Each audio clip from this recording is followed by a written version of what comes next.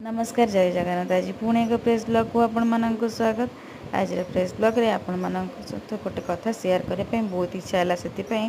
आपण सहित शेयर कर गोटे टिफिन स्टॉल देखिले मो स्कूटी रे जिनपतर जोटा कि मु मार्केट रू आनी आपण को घर गला देखे भी कौन कौन थिला ये सफेई गाड़ी देखिले से विषय किसी कहूँ शुणु। टिफिन स्टॉल भाईना जनक दुकान आगे गोटे डस्टबिन रखी जोटा कि डस्टबिन जो कस्टमर मैंने खाई सारिकी पत्र ठोली स्टोर करते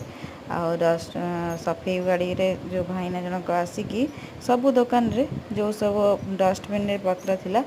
ताकू नहीं स्टोर करते सफेई गाड़ी रे सी सफेई गाड़ी स्टोर कला समय सी पलि जाते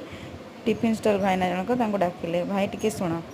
मु सब देखुए सेठी छिड़ा होगी गोटे पॉलिथिन भितर कौन कले ना टिफिन स्टॉल भाईना निज दुकान रे जहाँ जहाँ सब जिनस होता बरा सिंगड़ा आलुचप जिलापी जहाँ होता स्टोर करिकी जरी भितर देदेले सफेई भाईना को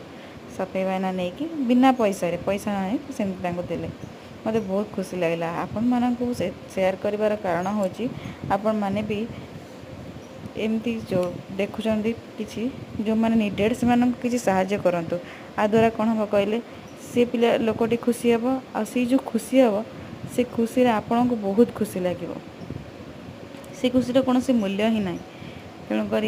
सब जिनस आपण सहित शेयर कर अर्थ हूँ आपण मन भी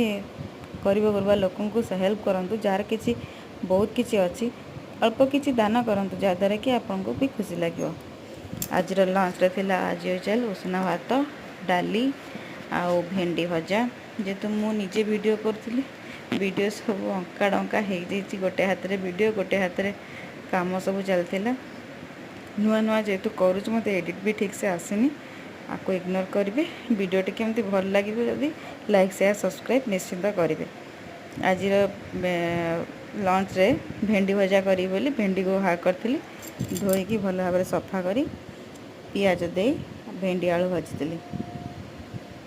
आपण मानक भेंडीर को आइटम भल लगे निश्चिंत शेयर करेंगे। मत तो भेंडीर सबू आइटम भल लगे केवल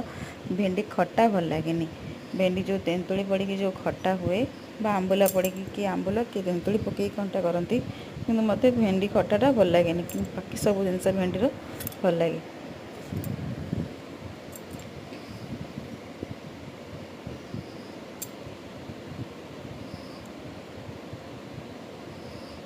सिंपल खाइबा सबुठु बेस्ट खाइबा।